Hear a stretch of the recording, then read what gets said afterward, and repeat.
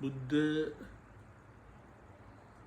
delivered his Dhamma for 45 years all over India in different places. After 3 months of his passing away, his disciples like Mahakasyapa,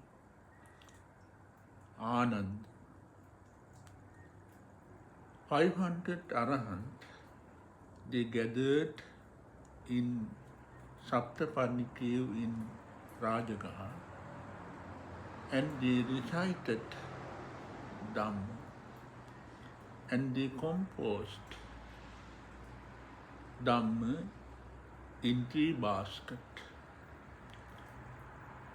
called Vinaya, Sutta, Abhidhamma.